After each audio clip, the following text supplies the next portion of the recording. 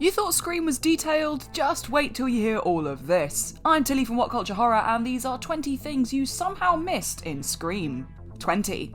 The outline of Casey's boyfriend is visible before his reveal. Who will ever forget Scream's iconic opening sequence in which poor Casey Becker, played brilliantly by Drew Barrymore, gets violently murdered, but not before witnessing her boyfriend Steve be gutted in the outside porch area.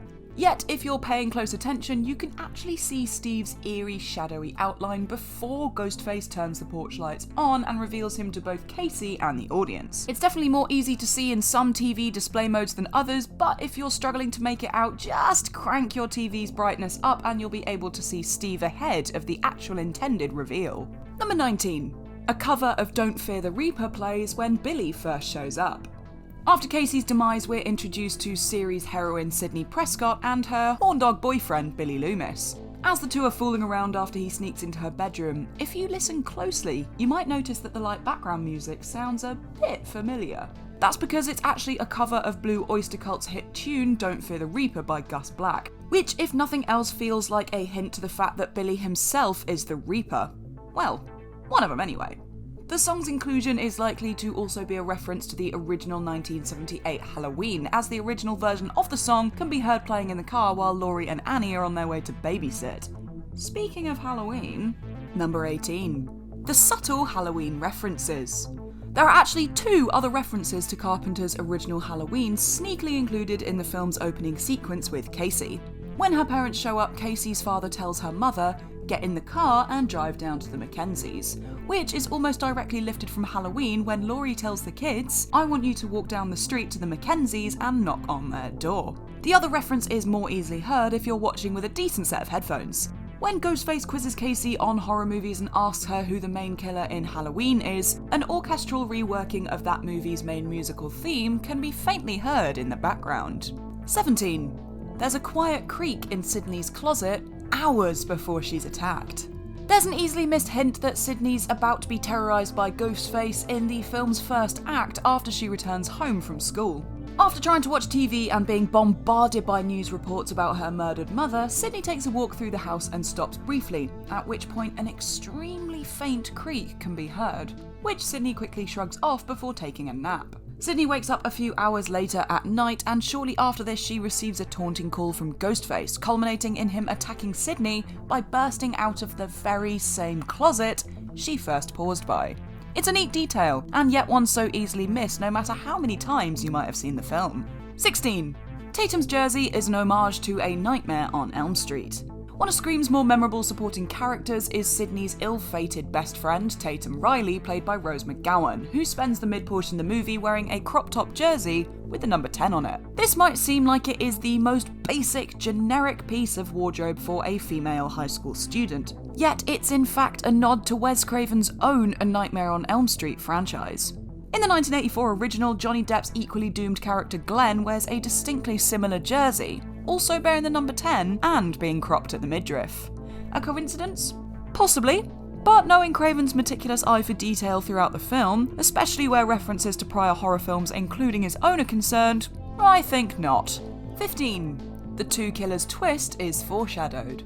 Beyond the identity of Ghostface being revealed, Scream's big twist is that there's not one but two culprits running around, Billy and Stu Matcher. This shock reveal is also slyly foreshadowed halfway through the movie, when Principal Himry chews out two students who played a prank dressed as Ghostface. It's obviously missed by just about everyone on their first viewing, but when watched within the context of the entire film itself on a repeat viewing, it's clearly a cheeky wink to in-the-know fans.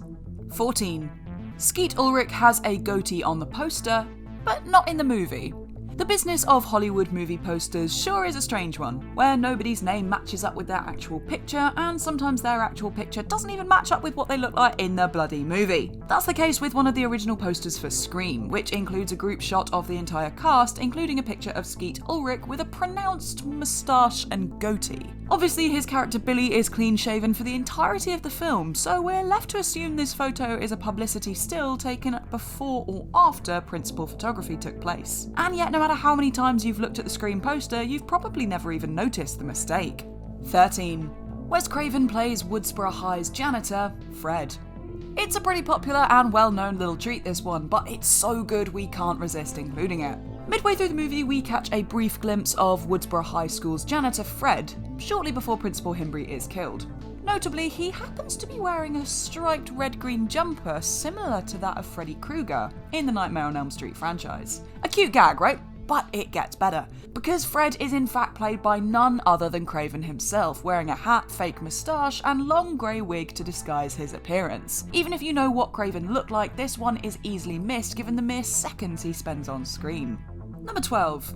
The cheerleader doesn't wash her hands in the bathroom. As horrifyingly bloody Scream so frequently is, one of the film's low-key grossest moments occurs without any of the red stuff at all, when two Woodsboro students bitch about Sydney in the bathroom, unaware that she's hiding in one of the stalls. One of the pair is a cheerleader played by Leonora Scelfo, who, upon exiting the bathroom stall, immediately starts applying lipstick without washing her hands. This wouldn't be so bad if not for the fact she also puts her finger in her mouth in order to ensure an even finish to the lipstick. Fun fact, Scelfo won the role due to being Skeet Ulrich's girlfriend at the time. Might want to reconsider your taste in women there, friend, given her interesting stance on hygiene.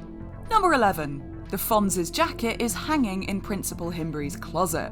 Moments before he's killed, we see Principal Himbry skulking around his office, at which point Craven ensures to include a few sly references to actor Henry Winkler's career-making role of the Fonz on the hit TV series Happy Days. For starters, after goofing around by wearing the Ghostface mask, he stops to fuss around with his hair in a distinctly similar fashion to the Fonz. And when he opens up his closet a minute later, eagle-eyed viewers might notice the character's distinctive black leather jacket hanging up on the left-hand side. Honestly, how could you cast Winkler in a meta-comedy and resist a gag like this? Number 10.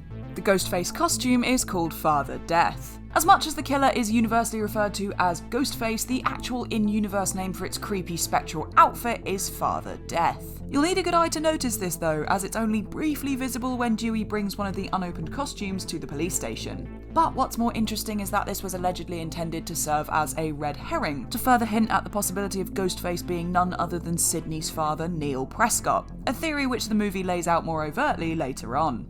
Number 9. Linda Blair has a cameo as a news reporter.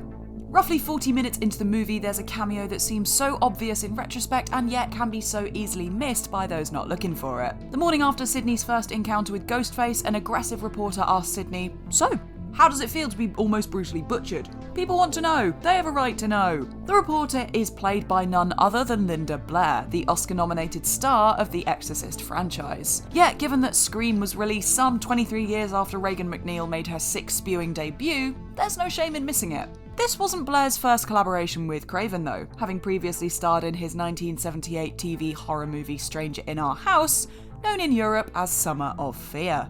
Number 8.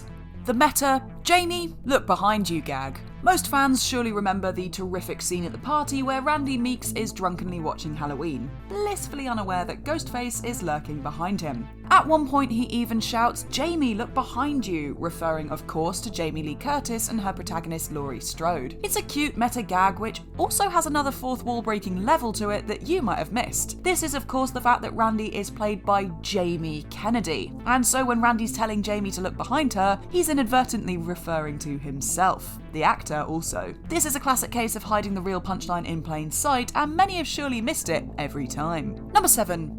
The creepy decorations in Stu's attic. Near the end of the movie, when Sydney is being chased through Billy's house by Ghostface, she runs into the attic where, for just a fleeting second, we can see some suitably disturbing decorations. This includes a clown doll strung upside down and another doll hung up by its neck in the background. They are only on screen in a clear, non-blurry view for a very short time, but nevertheless provide a telling hint that something is seriously wrong with Billy, and he's more than just a committed horror movie fan. Number 6.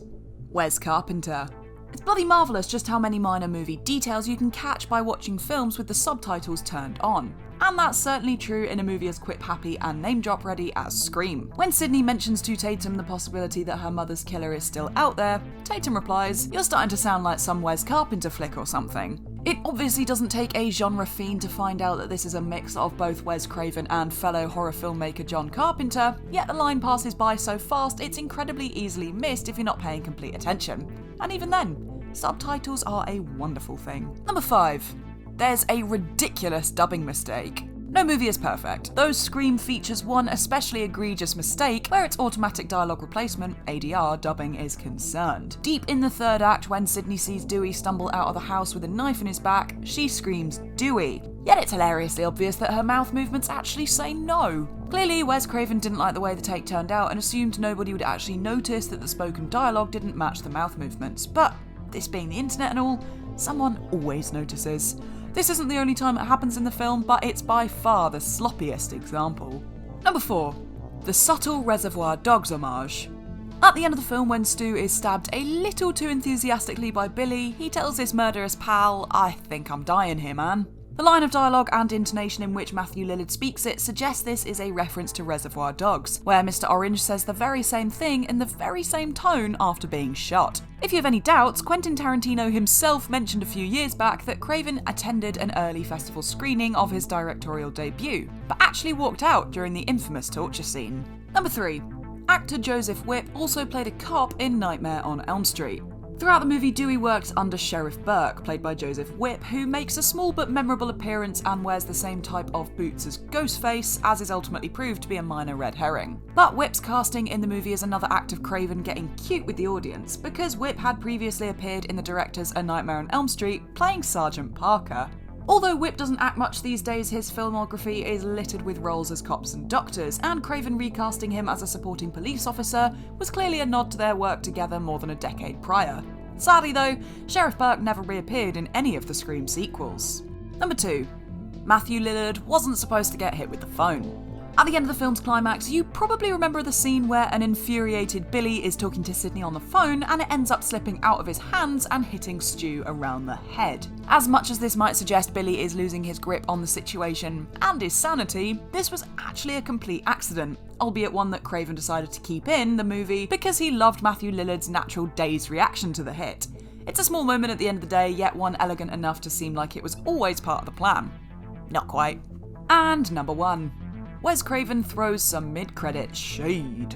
And finally, for those who bother to actually sit through the movie's end credits, will find a most bizarre comment hidden at the very end. Craven was on this idea far before Marvel Studios popularised it.